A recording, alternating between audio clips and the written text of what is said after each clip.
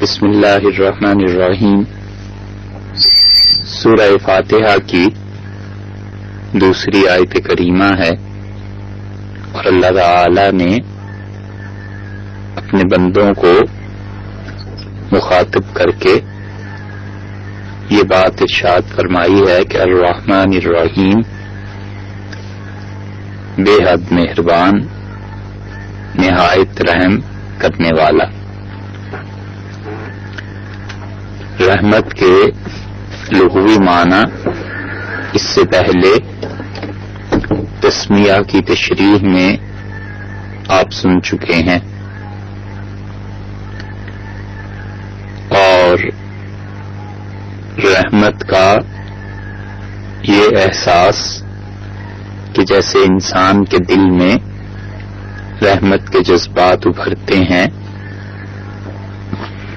اور پھر ان جذبات کے تحت وہ کام کرتا ہے، اللہ کے ہاں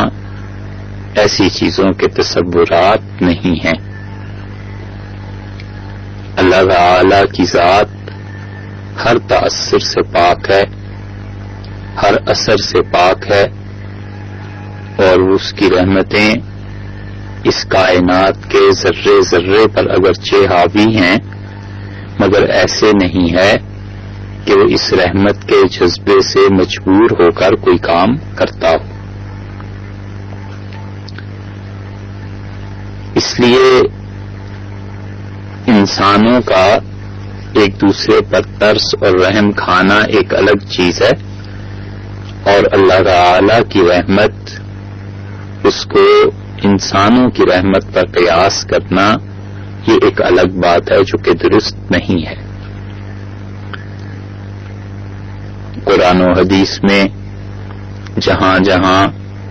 تشبیہات اور مثالیں آئی ہیں، وہ صرف لوگوں کو سمجھانے کے واسطے ہیں، وگرنہ اللہ کی ذات اور صفات وہ سب کی سب انسانوں کی عقل سے ماورا ہے۔ اس لیے اب اس آیت کریمہ کی تشریح کو دیکھیے تو اللہ تعالی نے ارشاد فرمایا ہے کہ بے حد مہربان، نہایت رحم کرنے والا۔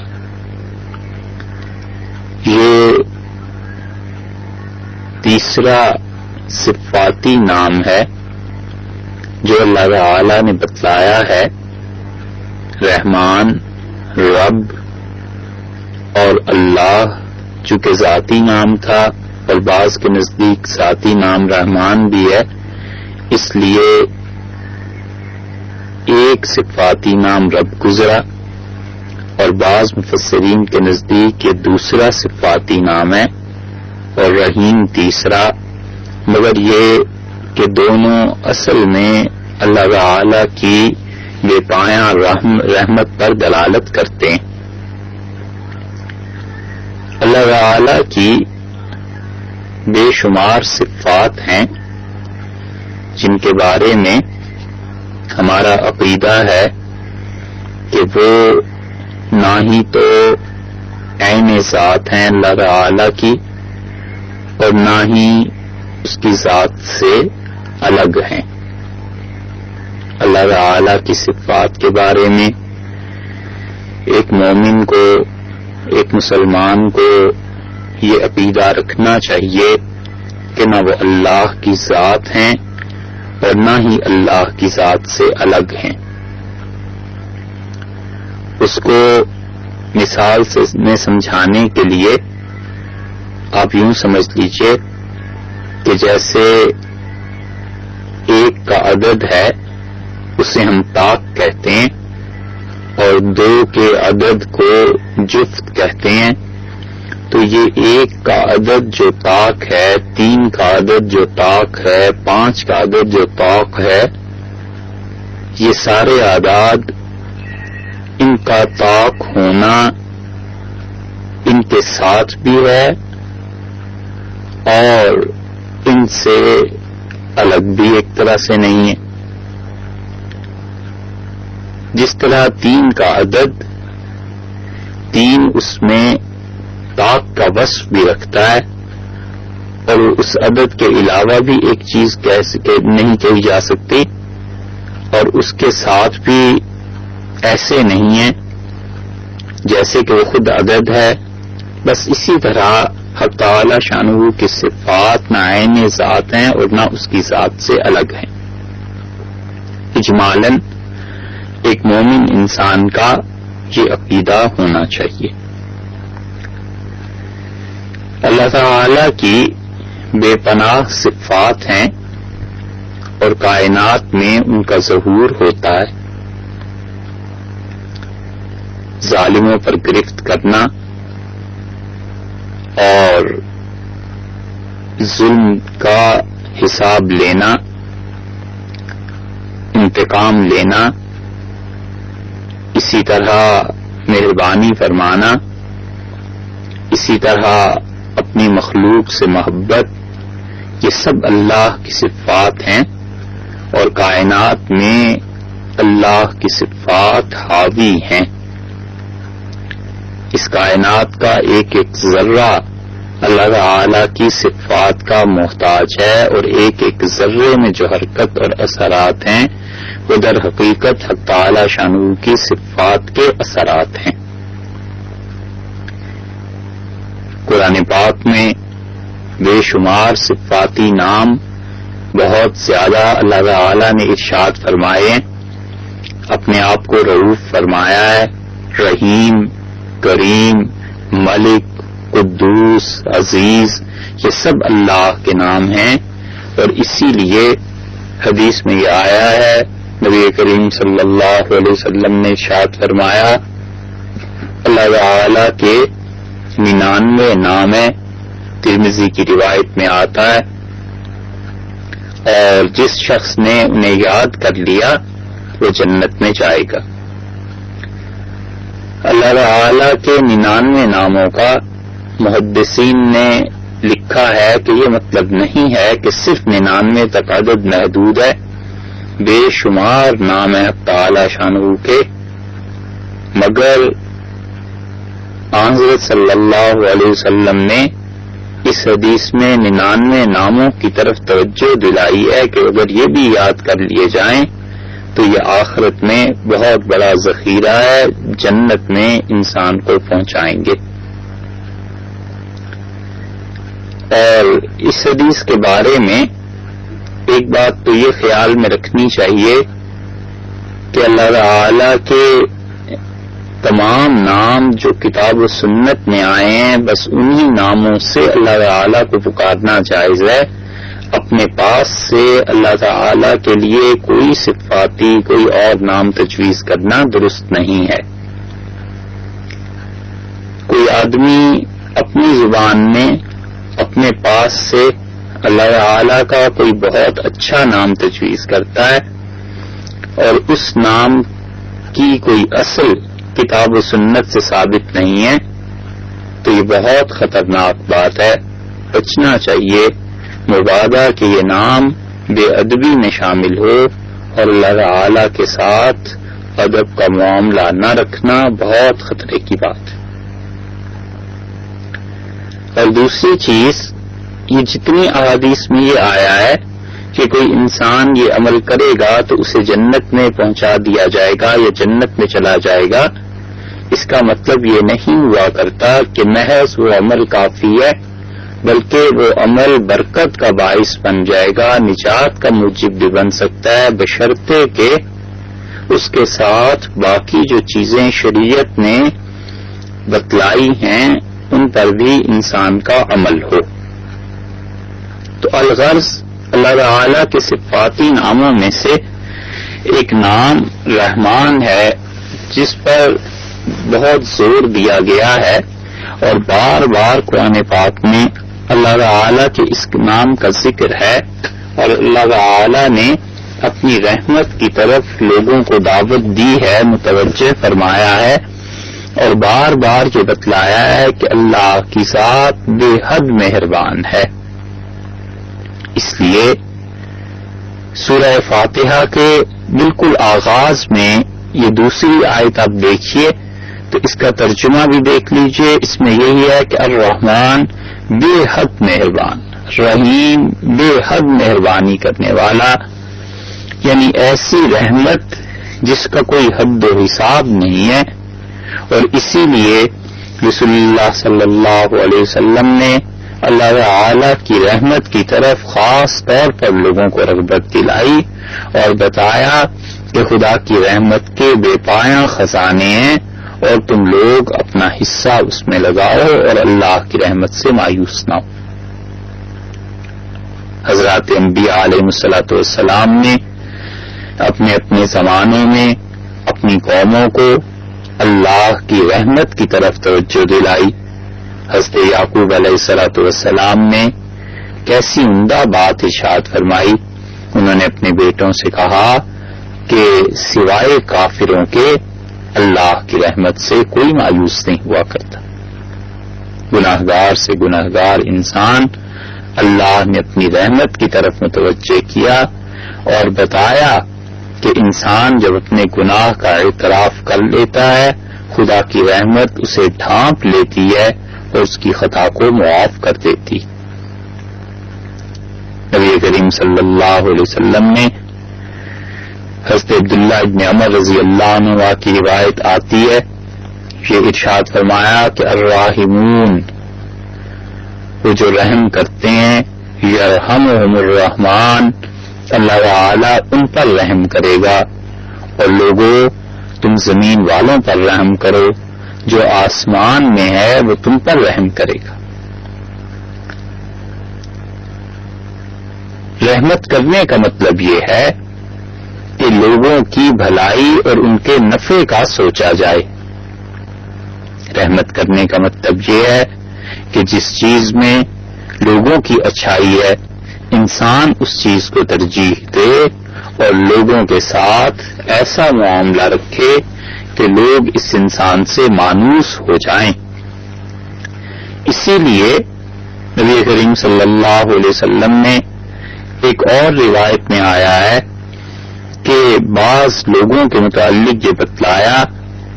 کہ وہ لوگ جہنم میں بھیجے جائیں گے اور ان کی فرد جرم میں یہ لکھا جائے گا کہ یہ وہ لوگ ہیں جنہوں نے اللہ کی مخلوق کو اس کی رحمت سے نا امید کر دیا تھا. یہ رویہ کہ لوگوں کو اللہ کی رحمت سے مایوس کیا جائے اور انہیں توبہ کی دعوت نہ دی جائے اور اللہ کی طرف رجوع کرنے کے لیے سعی اور کوشش نہ کی جائے، سخت مذمت کے قابل ہے. نبی کریم صلی اللہ علیہ وسلم نے تو فرمایا ہے کہ زمین والوں پر رحم کرو، آسمان والا تم پر رحم کرے گا. یہ جو رحمت کا معاملہ ہے بعض اوقات بظاہر دیکھنے میں سختی کا معاملہ نظر آتا ہے، لیکن در حقیقت وہ بھی رحمت ہی ہے. ماں بچے کو صبح اسکول بھیجنے کے لیے اٹھاتی ہے اور بچہ اپنی نیند قربان کرنے کو تیار نہیں ہوتا، روتا ہے، چلاتا ہے، چیختا ہے اور ماں اسے جبرن اٹھا کر اسکول کے لیے روانہ کرتی ہے. اسی بچے کو 20 سال بعد آپ پوچھئے کہ اس دن ماں نے جو تمہارے ساتھ کیا تھا اور جبرن اٹھایا تھا اور نیند آپ کی خراب ہو گئی تھی تو وہ رحمت تھی یا زحمت تھی؟ تو 20 برس کے بعد وہ جا کر فیصلہ کر سکتا ہے، کہتا ہے کہ بلا شبہ والدہ نے جو اس وقت مہربانی کی تھی اگر نہ کی ہوتی اور ہم پڑے سوتے رہتے تو آج ہم جاہل ہوتے. اسی طرح بچہ اپنی نادانی سے پنکھے کی طرف لپکتا ہے اور ماں بچے کو روکتی ہے، ہاتھ پکڑ لیتی ہے تو بچہ جھنجھلاتا ہے اور چاہتا ہے کہ جو وہ چاہے اس کے مطابق کیا جائے اور ماں اپنی بات کو نافذ کر کے رہتی ہے. تو 20 سال بعد 30 سال بعد پتہ چلتا ہے کہ ماں نے جو کچھ کہا تھا وہ ٹھیک تھا. اگر والدہ کی بات اس وقت نہ مانی گئی ہوتی اور انہوں نے جبر نہ کیا ہوتا تو آج ایک ہاتھ اور انگلیوں سے محرومی ہوتی. بالکل اسی طرح اللہ تعالی بندے کے متعلق جو فیصلہ کرتے ہیں وہ اللہ اللہ کی رحمت ہے، سراپا رحمت پر مشتمل ہے، اور بندے کو سمجھ آئے یا نہ آئے، جس طرح بچے کو 20 برس کے بعد سمجھ آتی ہے، جب یہ زندگی ختم ہو جائے گی، آنکھیں کھلیں گی، آخرت آئے گی، اس وقت پتا چلے گا جا کر کہ اللہ نے میرے ساتھ جو بھی معاملہ کیا، مہربانی کی، عنایت کی، کرم کیا، لطف سے پیش آئے، اور اگر اس وقت مجھے اس چیز سے نہ روک لیا ہوتا اور اللہ تعالی نے میرے لیے گناہ کے راستے نہ بند کر دیے ہوتے تو آج جہنم میں پھک جاتا۔ سو اللہ کی رحمت کبھی کبھی بظاہر ایسے ہوتا ہے جیسے بہت تکلیف، بہت پریشانی، مصیبت کے عالم میں ہے، مگر انسان کی نظر اس بات پر چلی جائے کہ اللہ حاکم ہے اور اللہ حکیم ہے اور اللہ رحمان ہے، اور ان کے سارے فیصلے جتنے بھی میرے بارے میں ہیں سب رحمت پر مشتمل ہوتے ہیں، خواہ میری سمجھ میں آئے یا نہ آئے۔ جب نظر اس بات پر چلی جائے تو پھر کوئی شکوہ شکایت کرنے کا منہ باقی نہیں رہتا۔ اسی لیے رسول اللہ صلی اللہ علیہ وسلم نے لوگوں کو یہ بتلایا کہ وہ اللہ کی اس صفت سے کام لیں اور آپس میں ایک دوسرے کے ساتھ تعلقات رحمت کے ساتھ استوار کریں۔ حضرت ابو ہریرہ رضی اللہ عنہ کی روایت ابو داؤد میں آتی ہے، انہوں نے فرمایا کہ سمعت ابا القاسم، میں نے ابو القاسم صلی اللہ علیہ وسلم سے سنا، الصادق المصدوق، نبی کریم صلی اللہ علیہ وسلم جو سچے تھے، سچائی کے ساتھ بات کرنے والے تھے، اور انہوں نے اپنی محبت سے اس روایت میں یہ لفظ بھی ارشاد فرمایا کہ صاحب هذه الحجرہ، یہ جو حجرہ تمہیں نظر آ رہا ہے اس کے مالک سے میں نے سنا۔ نبی کریم صلی اللہ علیہ وسلم کا حجرہ جو حضرت عائشہ رضی اللہ عنہا کی قیام گاہ تھی، اس کی طرف اشارہ کر کے فرمایا انہوں نے کہ اس حجرے والے آدمی سے میں نے سنا ہے، اس مکان کی والی ہستی سے میں نے سنا ہے، یقول، رسول اللہ صلی اللہ علیہ وسلم فرماتے تھے، لا تنزع الرحمت، کہ رحمت کا جذبہ نہیں چھینا جاتا، الا من شقی، سوائے اس کے جو بدبخت ہو۔ جو آدمی جتنا بد نصیب ہوتا ہے اتنا ہی خدا کی رحمت اس سے دور ہو جاتی، اور جو آدمی اللہ کے مقرب بندوں میں شامل ہوتا ہے اس انسان کے مزاج میں بنیادی طور پر نرمی اور رحمت کا غلبہ ہوتا ہے، اور اس غلبے کی وجہ یہ ہے کہ رسول اللہ صلی اللہ علیہ وسلم نے فرمایا، اللہ تعالی نے یہ لکھ دیا، اپنے پاس رکھ لیا، اس تحریر کو محفوظ کر لیا کہ رحمتی سبقت علی غضبی، میری رحمت میرے غصے پر غالب آ گئی۔ اس لیے آپس کے تعلقات میں بھی جو چیز سمجھنے کی ہے، سوچنے کی ہے، عمل میں لانے کی ہے، وہ رحمت ہے، اور رحمت یہ کہ انسان دوسروں کے متعلق بھی سوچے کہ اس انسان کا، میرے دوست کا، میرے بھائی کا، میری بہنوں کا، میرے کنبے کا، قبیلے کا، اللہ کی عام مخلوق کا فائدہ کس چیز میں ہے۔ بس جب انسان کی سوچ ایسی ہو جائے کہ ہر ایک کے لیے ہم نفع کا سوچیں گے، ہر ایک کے لیے اچھائی کا سوچیں گے، تو پھر اس سے رحمت کے اعمال سرزد ہوں گے۔ فکر کو تبدیل کرنا چاہیے، اور فکر کی بنیاد رحمت ہونی چاہیے، نہ کہ تکلیف، تنگی، درشتگی اور مزاج کی سختی۔ یہ سب چیزیں نکالنی چاہیے، کیونکہ کوئی انسان، اس کی فکر کی بنیاد یہ ہو کہ لوگوں کو تنگ کرنا ہے، یا اس سے بھی گھٹیا بنیاد یہ رکھے کہ میں نے صرف اپنا نفع سوچنا ہے، تو آپ سوچئے یہ معاملہ کہاں تک جا پہنچے گا۔ یہ وہی مثال ہے کہ کوئی انسان 1 کلو گوشت حاصل کرنے کے لیے دوسرے کی گائے ذبح کرتے۔ اسی طرح جو انسان یہ سمجھتا ہے کہ مجھے دوسروں کا نفع سوچنا ہے، اسے کبھی کبھی قربانی بھی دینی پڑ جاتی ہے، اور جو قربانی وہ دیتا ہے اللہ کی رحمت، اللہ کا فضل اس کی قربانی کو اگر قبول فرما لے تو اس کی ساری کسر پوری کر دیتا ہے. اللہ کی بے پایاں رحمتیں اس شخص پر نازل ہوتی ہیں. اللہ کو اپنی مخلوق میں سب سے اچھے لوگ وہ لگتے ہیں جو اس کی مخلوق کے کام آتے ہیں، جن کا مزاج رحمت پر مشتمل ہے، اور جو لوگ اللہ کی مخلوق کا نفع سوچتے ہیں اور ان کے نفع کے لیے کام کرتے ہیں. اسی لیے ابو داؤد ہی کی روایت میں آتا ہے کہ نبی کریم صلی اللہ علیہ وسلم نے فرمایا، من لم یرحم صغیرنا، جس شخص نے ہمارے چھوٹوں پر رحمت نہیں کی، ویعرف حق کبیرنا، اور ہمارے بڑوں کے حقوق کو نہیں پہچانا، فلیس منا، فرمایا وہ ہم میں سے نہیں ہے، یعنی اس امت میں سے نہیں. تو اپنے سے چھوٹوں کے ساتھ رحمت کرنا. چھوٹے ہر طرح کے ہوا کرتے ہیں، صرف یہی نہیں ہے کہ عمر چھوٹی ہو، عمر کے اعتبار سے چھوٹا ہو، بلکہ یہ بھی ہوا کرتا ہے کہ انسان کبھی کبھی عمر کے علاوہ اپنے عہدے کے اعتبار سے چھوٹا ہوتا ہے، وہ بھی اس میں شامل ہے. اپنے چھوٹوں میں ایک قسم یوں سمجھ لیجئے کہ ان پر رحم کیا جائے جو عمر میں چھوٹے ہیں، جیسے اولاد ہے. ایک وہ ہیں جو عہدے میں چھوٹے ہیں. کسی کو اللہ نے فرض کیجئے 45 برس کی عمر میں بڑا عہدہ دے دیا، اور عہدے کے اعتبار سے اس کے جو ملازم ہیں اس سے چھوٹے ہیں، ان کی عمریں 50 برس ہیں، 60 برس ہیں، تو اس کو چاہیے کہ ان کے ساتھ اچھائی کا، نرمی کا، مہربانی کا رویہ رکھے. اور اسی طرح کبھی کبھی چھوٹے فن کے اعتبار سے چھوٹے ہو جاتے ہیں.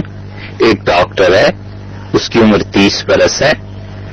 اور اس کے پاس جو ملازم کام کرتے ہیں وہ 60 برس کے ہیں. ظاہر ہے کہ وہ 30 برس اس سے اگرچہ بڑے ہیں مگر فن کے اعتبار سے چھوٹے ہیں. ڈاکٹر کا جو پیشہ ہے، جو اس نے پڑھا لکھا ہے، وہ ان لوگوں نے نہیں پڑھا لکھا، وہ تو معمولی پٹی مرہم یہ چیزیں کرنا جانتے ہیں. تو جو اپنے فن کے اعتبار سے چھوٹا ہے اس پر بھی مہربانی کی جائے. یہ ہے اس حدیث کا مفہوم کہ رسول اللہ صلی اللہ علیہ وسلم نے فرمایا، من لم یرحم صغیرنا، جس نے ہمارے چھوٹوں پر رحم نہیں کیا، ویعرف حق کبیرنا، اور ہمارے بڑوں کا حق نہیں پہچانا، فلیس منا، وہ اس امت سے نہیں رہا. یہ لیس منا کے الفاظ جہاں جہاں آئے ہیں عام طور سے شیخ الاسلام ابن تیمیہ رحمۃ اللہ علیہ نے لکھا ہے کہ اس کا مطلب یہ ہے کہ یہ چیز واجب ہے. اور عمومی طور پر رسول اللہ صلی اللہ علیہ وسلم نے جہاں فرمایا کہ لیس منا، یہ ہم میں سے نہیں رہا، بالعموم اس کا حکم وجوب کا ہو جاتا ہے. اس سے معلوم ہوا کہ اپنے سے چھوٹوں پر رحم کرنا یہ واجب ہے، یہ ضروری ہے. اور وہ رحمت دونوں صورتوں میں ہوتی ہے. کبھی کبھی اس رحمت کی شکل بھی رحمت کی ہوتی ہے، کسی پر احسان کیا جائے، اپنے چھوٹوں کا حق پہچان کے ان کے دل کو خوش رکھا جائے، ان کے مزاج کی رعایت کی جائے. اور کبھی کبھی یہ رحمت بظاہر زحمت کی صورت میں ہوتی ہے لیکن حقیقت اس کی بھی رحمت ہوتی. جیسے بھی آپ کو مثال دی کہ ماں بچے کو اٹھاتی ہے اور اس کی نیند خراب ہو رہی ہے. اب بظاہر یہ بچے کے لیے زحمت ہے، تکلیف ہے، لیکن آپ سوچیں تو در حقیقت یہ بھی رحمت ہی ہے، یہ بھی محبت ہی کی بات. ایک بچہ بڑا ہو جائے، وہ چاہتا ہے کہ شام کے وقت جائے، رات کو دوستوں کے ہاں جائے، اور ماں یہ سوچ کے دروازہ بند کر دیتی ہے کہ رسول اللہ صلی اللہ علیہ وسلم نے فرمایا جب شام ہو جائے تو اپنے گھروں کے دروازے بند کر لو اور اپنے بچوں کو اندر گھروں کے رکھو، کیونکہ رات کو اللہ کی وہ مخلوق پھیل جاتی ہے شرارتیں کرنے کے لیے جو دن میں قید ہوتی ہے، یعنی جنات اور شیاطین کے نمائندے انسان راتوں کو اندھیرے میں شر کے کام کرتے ہیں، تو تمہاری اولادیں اس سے محفوظ رہیں. اب یہ بظاہر اس آدمی کے لیے زحمت ہے لیکن حقیقت اس کی بھی رحمت ہے. بس یہی معاملہ انسان کو اپنے اور اللہ کے درمیان بھی سوچنا چاہیے کہ اللہ تعالی شانہ نے انسان پر مہربانی کی ہے، ہمیشہ رحمت کی ہے، اگرچہ وہ انسان کی سمجھ میں نہ آئے، لیکن اللہ کے سارے کام یا تو انصاف پر مبنی ہے اور یا خدا کی رحمت پر مبنی۔ کہ دنیا میں جو زندگی نظر آتی ہے، اس کائنات میں انسانوں کا وجود نظر آتا ہے،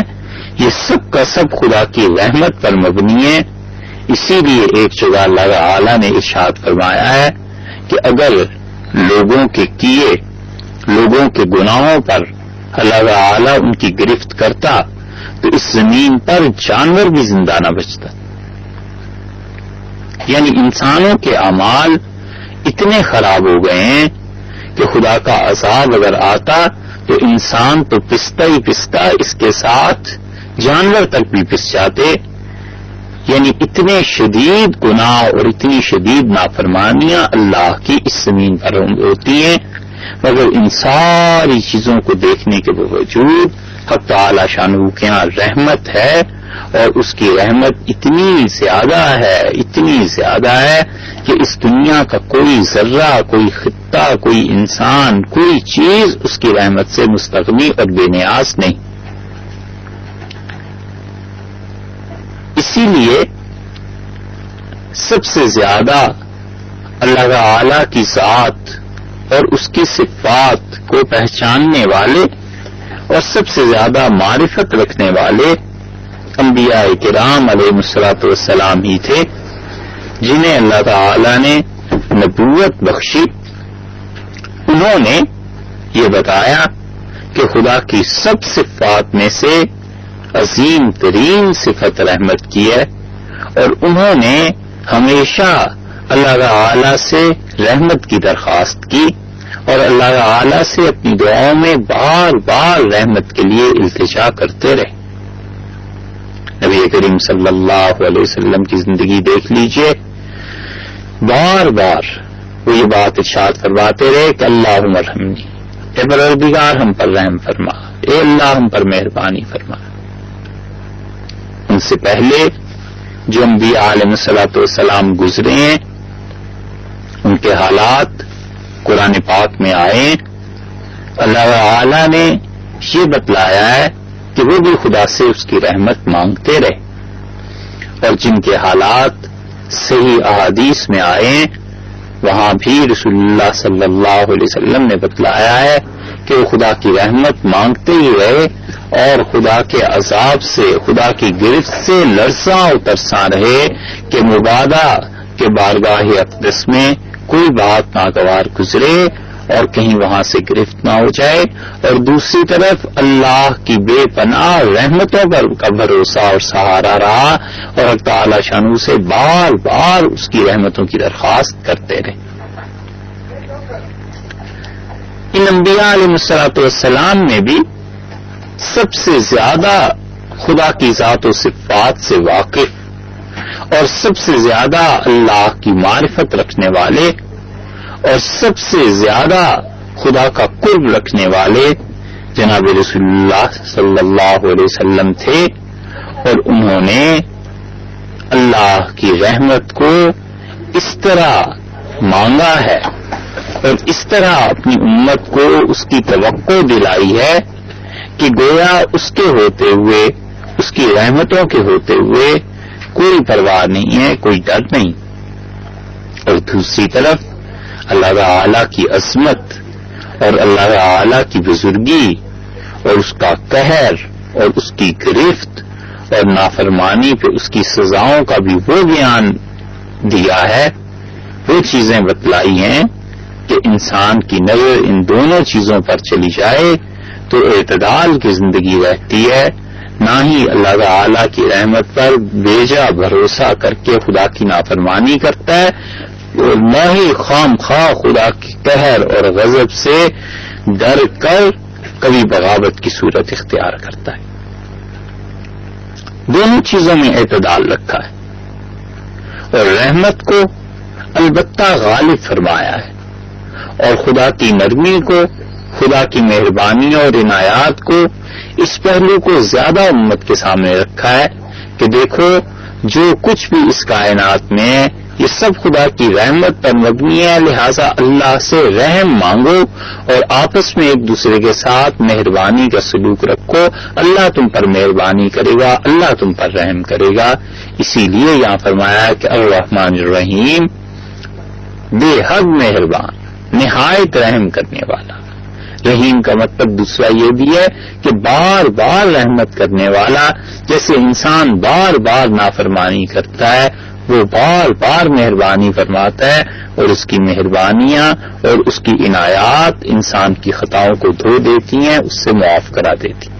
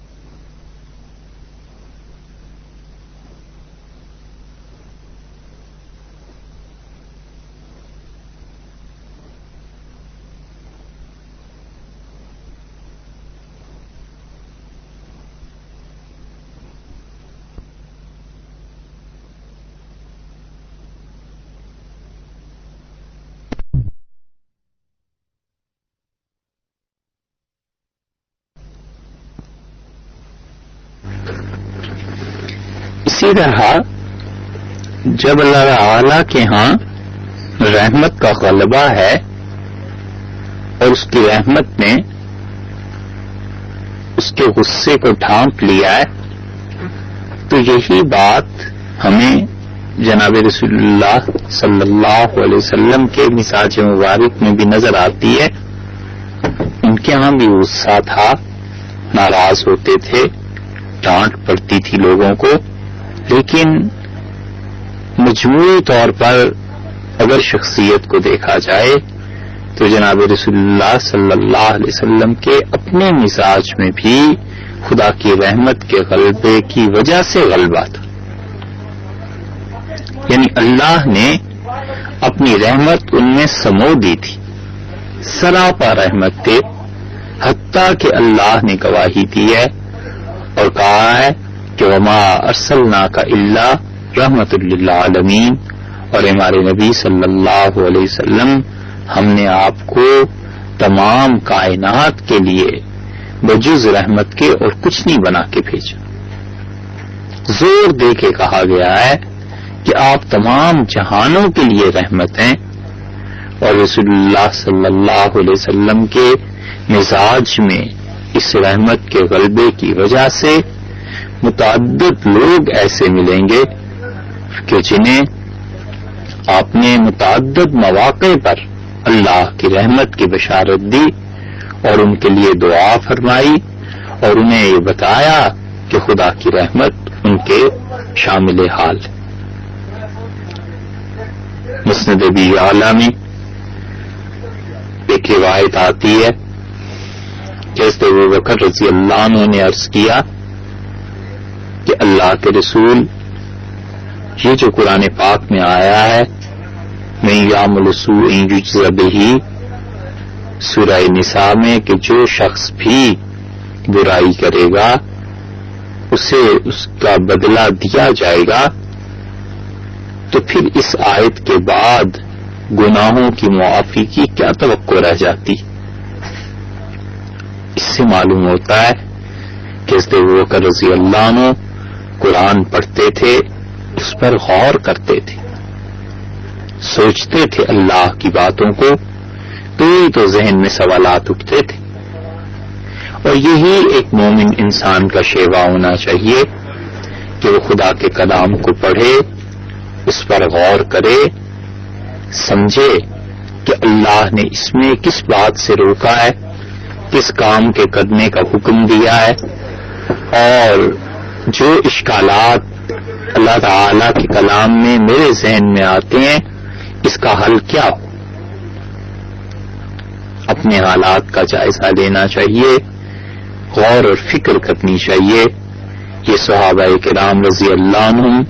ان کے لیے زبان کا مسئلہ نہیں تھا کہ وہ قرآن پاک کی عربی کو نہ جانتے ہوں نہ سمجھتے ہوں، بلکہ وہ لوگ فکر کرتے تھے، غور کرتے تھے۔ تو حضرت ابوبکر رضی اللہ عنہ نے غور کیا، پھر اس سے یہ سوال پیدا ہوا۔ ہمیں بھی چاہیے کہ اللہ کی کتاب کو، قرآن کو ترجمے سے پڑھیں، اور عمریں ہم میں سے جتنی بھی جس کی بیت گئی ہیں، سوچے کہ 40 سال، 30 سال، 50 برس، 60 برس گزر گئے، کیا ایک مرتبہ بھی قرآن کو ترجمے سے پڑھا ہے؟ کہیں ایسے تو نہیں کہ اللہ نے یہ توفیق ہی چھین لی ہو اور ہماری بدبختی اور گناہ اتنے غالب آ گئے ہوں کہ اللہ نے اس بات کا فیصلہ فرما دیا ہو کہ اسے قرآن کی سمجھ سے محروم رکھو۔ اپنے حالات دیکھتے رہنا چاہیے۔ حضرت ابوبکر رضی اللہ عنہ کا حال یہ تھا کہ صحیح بخاری میں یہ آیا ہے کہ اذا قرئ علیہ القرآن، جب حضرت ابوبکر رضی اللہ عنہ پر قرآن پڑھا جاتا تھا ان کے سامنے، تو اپنی آنکھوں پر قابو نہیں رکھ سکتے تھے، بے اختیار گریہ طاری ہو جاتا تھا، رو دیتے تھے۔ تو انہوں نے رسول اللہ صلی اللہ علیہ وسلم سے عرض کیا کہ اللہ کے رسول، جب اللہ تعالی نے فرما دیا ہے کہ جو بھی گناہ ہوگا اس کی سزا ملے گی، تو پھر مغفرت کی کیا توقع رہ جاتی ہے؟ تو رسول اللہ صلی اللہ علیہ وسلم کا جواب دیکھیے، آپ نے فرمایا رحمک اللہ ابوبکر، اللہ تم پر رحم کرے۔ رحمت سے شروع کیا ہے رسول اللہ صلی اللہ علیہ وسلم نے، اور حضرت ابوبکر رضی اللہ عنہ کو دعا دی کہ اللہ تم پر مہربانی کرے، رحمت کرے، اور یقیناً حضرت ابوبکر رضی اللہ عنہ کو رسول اللہ صلی اللہ علیہ وسلم کی اس دعا کا نفع دنیا اور آخرت دونوں جہانوں میں ملے گا۔ فرمایا الست تمرض، ابوبکر آپ بیمار نہیں ہوتے؟ آپ کو کوئی تکلیف نہیں پہنچتی دنیا میں؟ کوئی مصیبت اور پریشانی نہیں ہوتی؟ فضا کا ماتوزون بہی، یہ وہ چیزیں ہیں جو انسان کے گناہوں کو معاف کرا دیتی۔ تو حضرت ابوبکر رضی اللہ عنہ کے لیے رسول اللہ صلی اللہ علیہ وسلم نے رحمت کے الفاظ ارشاد فرمائے ہیں کہ اللہ تعالی کی رحمت اور ابوبکر رضی اللہ عنہ پہ، یہ رسول اللہ صلی اللہ علیہ وسلم نے گویا انہیں دعا دی ہے۔ اسی طرح نبی کریم صلی اللہ علیہ وسلم نے امیر المومنین سیدنا علی رضی اللہ عنہ کو دعا دی، اور وہاں بھی رسول اللہ صلی اللہ علیہ وسلم نے رحمت ہی کے الفاظ ارشاد فرمائے۔ حضرت علی رضی اللہ عنہ بڑے شان کے آدمی تھے اور نبی کریم صلی اللہ علیہ وسلم کے داماد تھے اور خلیفہ راشد تھے، چوتھے خلیفہ جنہیں اللہ تعالی نے خلافت راشدہ میں حصہ نصیب فرمایا ہے، سیدنا علی رضی اللہ عنہ تھے۔ حضرت ابو سعید خدری رضی اللہ عنہ کی روایت آتی ہے، اور حاکم نے مستدرک میں نقل کی ہے، اور امام ذہبی رحمت اللہ علیہ جیسے نقاد کا خیال یہ ہے کہ بخاری اور مسلم کی شرط پر روایت ہے، یعنی بالکل صحیح حدیث ہے۔ حضرت ابو سعید رضی اللہ عنہ کہتے تھے کہ ہم رسول اللہ صلی اللہ علیہ وسلم کے ہمراہ کہیں جا رہے تھے، اور حضرت علی رضی اللہ عنہ کا جوتا ٹوٹ گیا، تسمہ ٹوٹ گیا کوئی چیز، اور وہ اپنے جوتے کو درست کرنے لگے، تو ہم لوگ تھوڑا سا ان سے آگے چلے گئے، تو آگے صلی اللہ علیہ وسلم نے فرمایا کہ تم میں ایک آدمی قرآن پاک کے نفاذ کے لیے اور قرآن کے عملی طور پر نافذ ہونے کے لیے ایسے ہی جہاد کرے گا کما قاتلت علی تنزیلہ ہی، جس طرح مجھے قرآن کے نازل ہوتے وقت کافروں کا سامنا کرنا پڑا ہے۔ تو اتنی بڑی بشارت تھی کہ جس طرح وہی میں میرے مقابلے میں کفار مکہ تھے، ایسے ہی تم میں سے ایک آدمی ایسا آئے گا جو قرآن کے مطابق صحیح فیصلے کرے گا، اور اس کے مقابلے میں بھی کچھ لوگ ہوں گے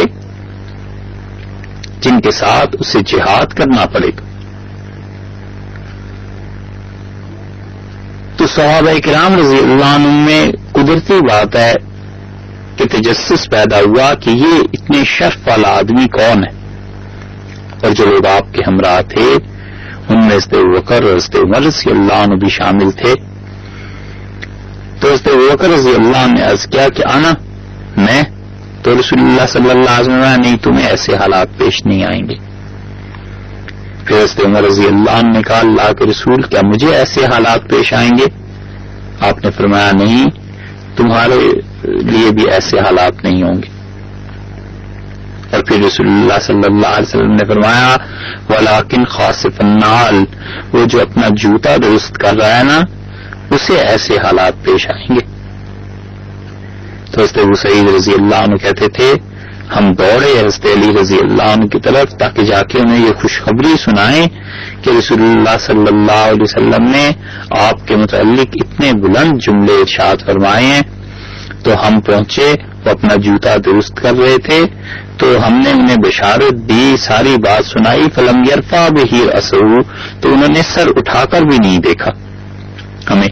کأنہ قد کان سمعہ من رسول اللہ صلی اللہ علیہ وسلم، بس وہ ایسے رہے جیسے رسول اللہ صلی اللہ علیہ وسلم سے انہوں نے پہلے ہی سے یہ بات سن رکھی تھی۔ بڑا تحمل تھا، بڑا ٹھہراؤ تھا سیدنا علی رضی اللہ عنہ کے مزاج میں، اور رسول اللہ صلی اللہ علیہ وسلم نے ان کو رحمت کی دعا دی۔ اور صحیح حدیث میں یہ بات آئی ہے کہ نبی کریم صلی اللہ علیہ وسلم نے دعا فرمائی ان کے لیے، امام نسائی نے اس حدیث کو نقل کیا ہے، اور غالباً ترمذی میں بھی ہے کہ آپ نے فرمایا رحم اللہ علی جن، اللہ کی رحمت ہو علی پر، اور آپ نے فرمایا اللہ حق کو ادھر پھیر دے جدھر علی پھر جائے۔ یہ نہیں فرمایا کہ علی کو حق کے تابع کر دے، فرمایا حق کو علی کے تابع کر دے، سچائی کو علی کے تابع کر دے۔ حضرت علی رضی اللہ عنہ اصل ہے، سچائی ان کے تابع فرمائی ہے۔ اسی لیے اہل سنت والجماعت کا یہ عقیدہ ہے کہ وہ تمام لوگ جن کی بھی سیدنا علی کرم اللہ وجہہ رضی اللہ عنہ سے لڑائیاں ہوئیں، امیر المومنین سیدنا علی ابن ابی طالب رضی اللہ عنہ ان تمام لڑائیوں پر حق پر تھے، اور ان کے مخالفین میں کچھ ایسے تھے جن سے اجتہادی طور پر غلطی ہوئی، خطا ہوئی، اور کچھ ایسے تھے جو بلا شک و شبہ اسلام سے باہر تھے۔ اسی لیے رسول اللہ صلی اللہ علیہ وسلم نے حضرت علی رضی اللہ عنہ کے لفظ جو فرمائے ہیں وہ یہ کہ اللہ حق کو علی کے تابع کر دے، علی جدھر چلے جائیں حق کو ان کے پیچھے کر دے۔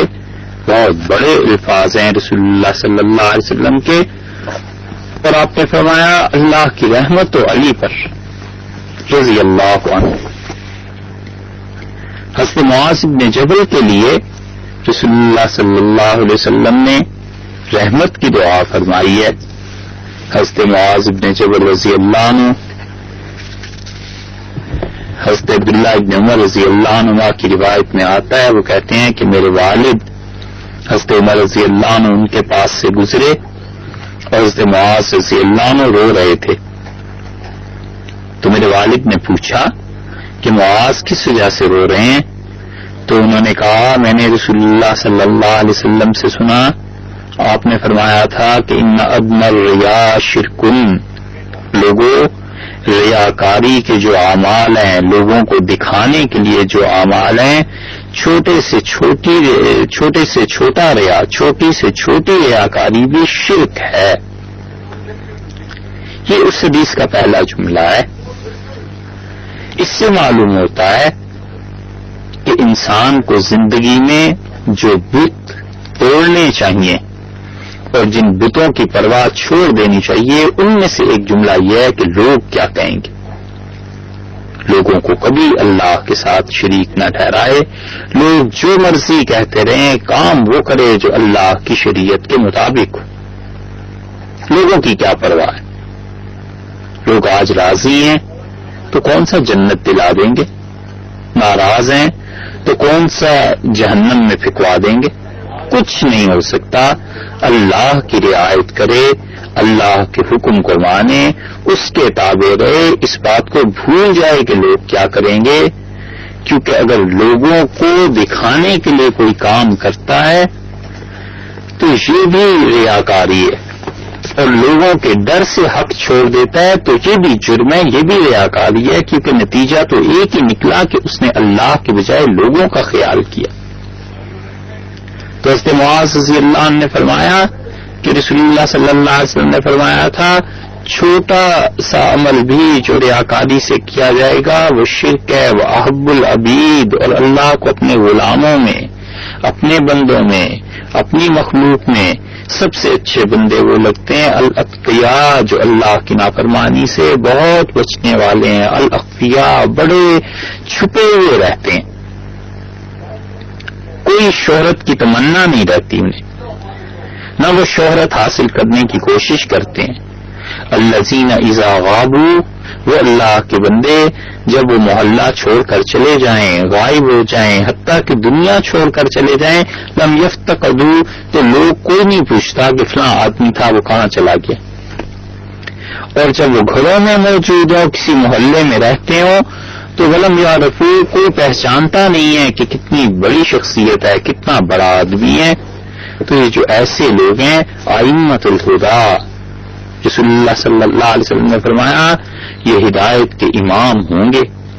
اور علم کے روشن چراغ ہوں گے. علم پھوٹے گا ان کی حرکتوں سے، ان کے اعمال سے، ان کی زبان سے، لیکن اتنے گم، اتنے چھپے ہوئے. اور پھر انہوں نے حضرت عمر رضی اللہ عنہ سے کہا میں ایسے ہی تھا عمر، لیکن جب سے حکومت سنبھالی ہے یمن کی تب سے لوگوں میں شہرت ہو گئی ہے، جی چاہتا ہے کہ زندگی ویسی ہو جائے کہ کوئی نہ پہچانے. حضرت معاذ رضی اللہ عنہ کا وہ مقام تھا کہ عبداللہ ابن مسعود رضی اللہ عنہ نے فرمایا ان معاذا کان امۃ کانت للہ حنیفہ. یہ معاذ جو ہیں یہ پوری امت ہیں، اللہ سے ڈرنے والے ہیں، بالکل یکسو ہیں. تو فروا بن نوفل اشجعی کہتے تھے کہ میں نے جب اپنے استاد ابن مسعود رضی اللہ عنہ سے معاذ کی اتنی تعریف سنی تو میں نے سوچا کہ یہ بہت مبالغے سے کام لے رہے ہیں. اللہ نے تو یہ لفظ قرآن پاک میں حضرت ابراہیم علیہ السلام کے لیے کہے ہیں کہ کان امتن کانت للہ حنیفہ، کہ ابراہیم علیہ السلام امت تھے پوری، یعنی جتنی پوری امت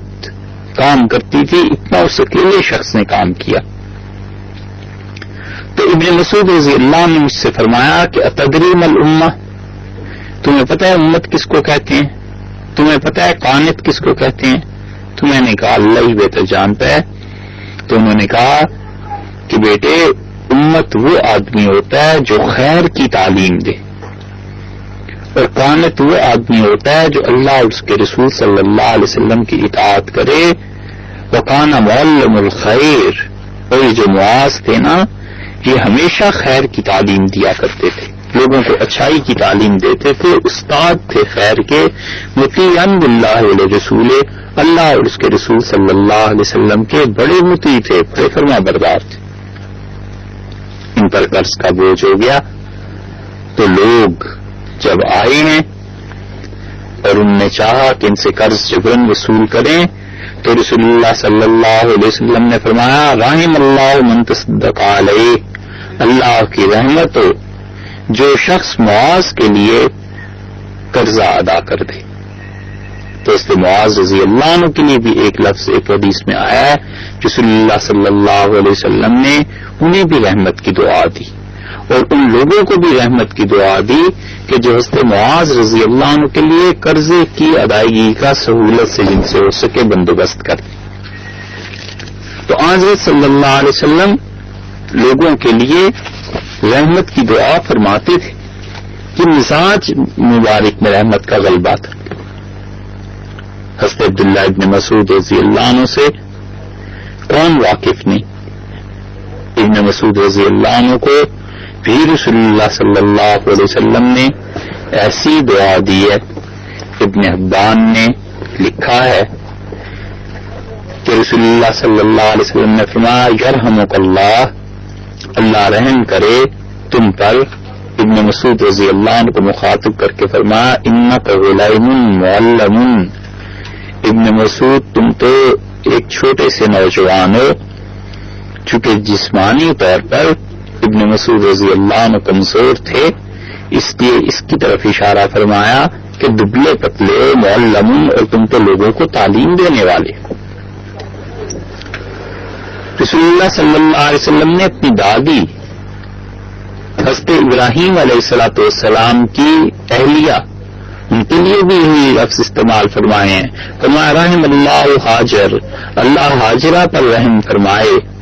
اگر وہ زمزم کے کنویں کے گرد اس پانی کے گرد منڈیر نہ باندھتی تو یہ تو چشمہ بن جاتا، ایک جگہ ہے پوری دنیا میں پھیل جاتا. تو رسول اللہ صلی اللہ علیہ وسلم لوگوں کے لیے رحمت کی دعا فرماتے تھے جو ان کے سامنے تھے. اور پھر اسی طرح ہم لوگوں کو وہ احادیث بھی یاد رکھنی چاہیے کہ جن میں رسول اللہ صلی اللہ علیہ وسلم نے بشارت دی ہے، بتلایا ہے کہ اگر تم لوگ یہ کام کرو گے تو اللہ تعالی کی رحمت تمہارے شامل حال ہوگی. مثلا تاجر کے متعلق رسول اللہ صلی اللہ علیہ وسلم نے فرمایا ہے کہ تاجر پر اللہ تعالی کی رحمت ہوگی. اور آپ نے فرمایا رحم اللہ رجلا، اللہ کی رحمت ہو اس شخص پر سمحن جو نرم مزاج کا ہے. اذا وہ تاجر جب خریدتا ہے، جب بیچتا ہے، وزشترا جب خریدتا ہے، وزکتوا اور جب اپنے قرض کے لیے رقم کا تقاضا کرتا ہے تو ہر موقع پر نرمی سے کام لیتا ہے، جھگڑا نہیں کرتا خریدنے میں، بیچنے میں، قرض وصول کرنے میں. فرمایا رحم اللہ، اللہ کی رحمت ہو اس پر. چاہیے کہ ان معاملات میں نرمی کا پہلو رکھیں تاکہ رسول اللہ صلی اللہ علیہ وسلم کی دعا سے اس تاجر کو بھی حصہ ملے. نبی کریم صلی اللہ علیہ وسلم نے ایک اور جگہ آیا ہے دعا فرمائی ہے. آپ نے فرمایا رحم اللہ المحلقین، وہ لوگ جو حج کرنے جاتے ہیں اور اپنے سر کے سارے بال منڈا دیتے ہیں، اللہ کی رحمت ہو ان پر.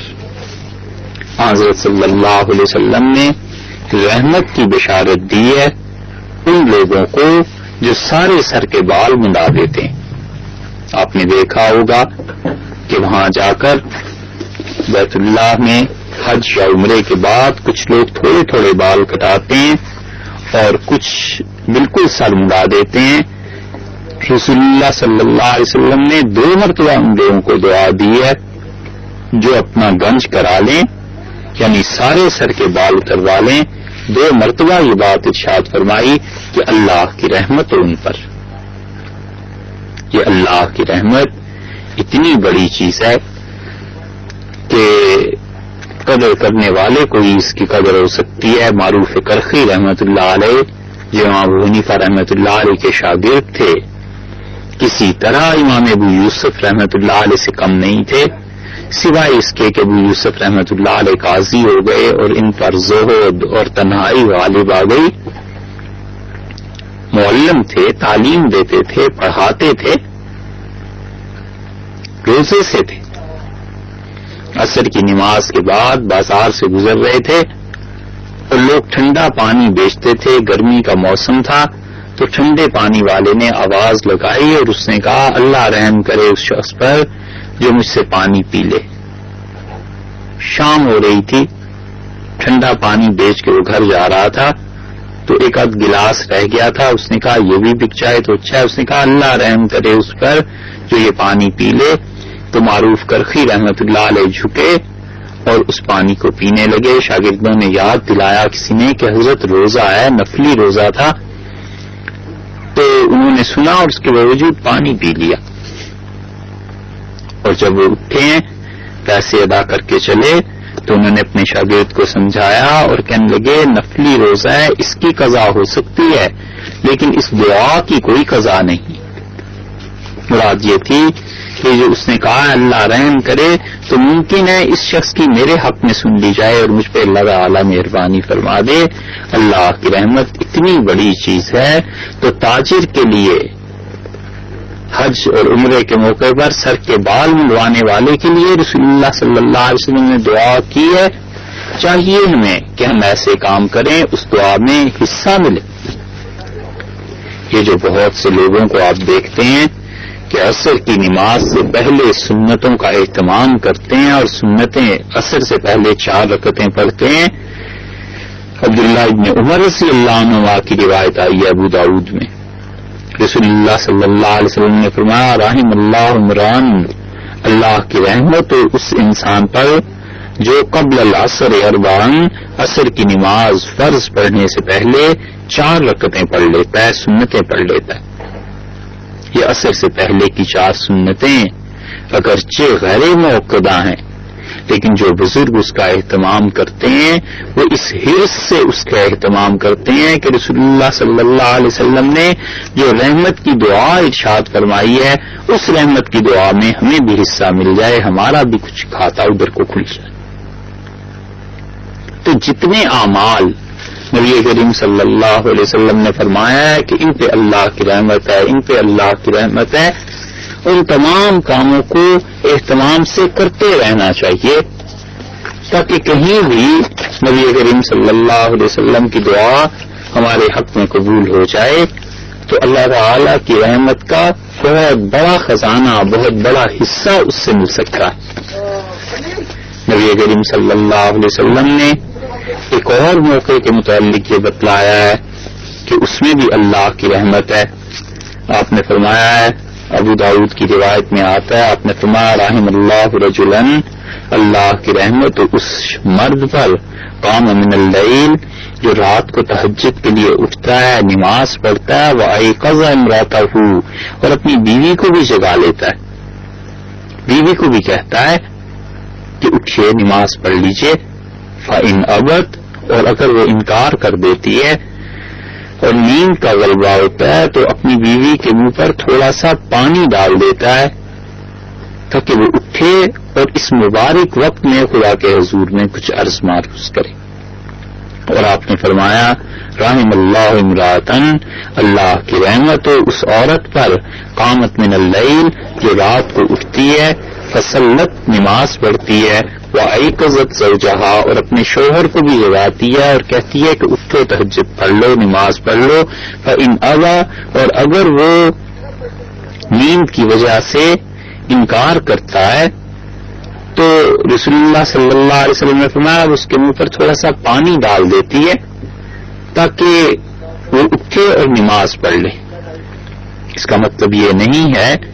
کہ گھر کے ماحول کو ناخوشگوار بنا لیا جائے اور زبردستی اور جبرنی کسی کو اٹھایا جائے، مگر رسول اللہ صلی اللہ علیہ وسلم کی اس دعا میں حصہ لینے کے لیے کبھی کبھی بیوی کو چاہیے کہ اپنے شوہر کو ہلکا سا بیدار کر دے کہ نماز پڑھ لو، اور شوہر کو چاہیے کہ بیوی کو بیدار کر دے. اور اگر تلخی اور ناراضگی اور ان چیزوں کا اندیشہ نہ ہو تو پھر اس کے منہ پر پانی کا چھینٹا مار دینا، تھوڑا سا پانی پھینک دینا، اس میں بھی کوئی حرج نہیں ہے. اگرچہ اس کو ناگوار تو گزرے گا مگر اسے کیا پتا کہ یہ ایسا وقت ہے جس وقت میں اللہ تعالی براہ راست اپنے بندوں کی سنتا ہے. حضرت ابو ہریرہ رضی اللہ عنہ ہی کی ایک روایت ابو داؤد میں آئی ہے، رسول اللہ صلی اللہ علیہ وسلم نے فرمایا اذا ایقظ الرجل اہلہ، جب کوئی آدمی اپنی بیوی کو جگا دیتا ہے رات کو اور اسے کہتا ہے کہ اٹھو اور نماز پڑھو، اور وہ دونوں اللہ کے سامنے 2 رکعتیں بھی پڑھ لیتے ہیں تو کتبا فی الذاکرین والذاکرات، وہ اللہ کو بہت یاد کرنے والے مرد اور بہت یاد کرنے والی عورتوں میں ان کا نام اللہ کے یہاں لکھ دیا جاتا ہے۔ اس لیے رسول اللہ صلی اللہ علیہ وسلم نے اللہ کی رحمت کی طرف توجہ دلائی اور فرمایا وہ اعمال کرو جن اعمال کی وجہ سے خدا کی رحمت تمہارے شامل حال ہو جائے۔ حضرت ابو الدرداء رضی اللہ عنہ کی روایت میں آتا ہے، ابو داؤد میں بھی اور نسائی میں بھی، تو زیادہ لفظ نسائی میں آئے ہیں کہ ایک شخص نے آ کے شکایت کی رسول اللہ صلی اللہ علیہ وسلم سے کہ اس کے بھائی کو گردے کی تکلیف ہو گئی ہے اور اس کا پیشاب بند ہو گیا ہے اور درد ہے، تکلیف ہے۔ تو رسول اللہ صلی اللہ علیہ وسلم نے فرمایا تم میں سے جب کوئی بیمار ہو جائے، اور ایک روایت میں آتا ہے کہ جب اسے گردے میں کچھ تکلیف ہو جائے تو آپ نے فرمایا کہ چاہیے اپنے اس بھائی پر یہ دعا پڑھ کر دم کر دیا کرو، اور پھر دعا کے لفظ یہ ارشاد فرمائے کہ ربنا اللہ الذی فی السماء تقدس اسمک، اے پروردگار، اے ہمارے رب جس کا نام آسمانوں میں پاک ہے، اور اللہ آپ ہی کا حکم آسمان میں اور زمین پہ چلتا ہے، کما رحمتک فی السماء، اور اللہ جیسے آپ کی رحمت آسمان میں ہے اللہ اپنی اس رحمت کو زمین پر بھی ایسے ہی کر دیجئے۔ اغفر لنا ذنوبنا، اللہ ہماری خطاؤں کو، ہمارے گناہوں کو معاف کر دے۔ بلا شبہ اے پروردگار تو پاک چیزوں کا رب ہے۔ انزل رحمتا من رحمتک، اور اللہ اپنی رحمتوں میں سے ایک رحمت اس مریض پر نازل فرما اور اپنی شفاؤں میں سے ایک شفا اس مریض کو دے دے۔ تو رسول اللہ صلی اللہ علیہ وسلم نے فرمایا اس کا علاج ہو جائے گا۔ حضرت ابو الدرداء رضی اللہ عنہ کی روایت میں آتا ہے کہ اس آدمی نے یہ پڑھا اپنے بھائی پر جا کر، اور پھر ایک عرصے تک وہ پڑھتا رہا، پھر اس نے بتایا کہ اس کے گردے میں جو پتھری تھی یا اسے جو تکلیف تھی وہ دور ہو گئی۔ اس دعا میں بھی آپ دیکھیے بنیادی طور پہ نبی کریم صلی اللہ علیہ وسلم نے اللہ تعالی کی رحمت ہی کی طرف لوگوں کو متوجہ فرمایا ہے۔ تو الرحمن الرحیم، بے حد مہربان، نہایت رحم کرنے والا، اس سے معلوم ہوتا ہے ہمیں وہ کام کرنے چاہیے جو ابھی آپ نے سنے ہیں اور جن کی وجہ سے بندے پہ اللہ کی رحمتیں آتی ہیں، شامل حال ہوتی ہیں۔ اللہ تعالی ہمیں اور آپ کو ایسے کام کرنے کی توفیق نصیب فرمائے۔ السلام علیکم ورحمۃ اللہ وبرکاتہ۔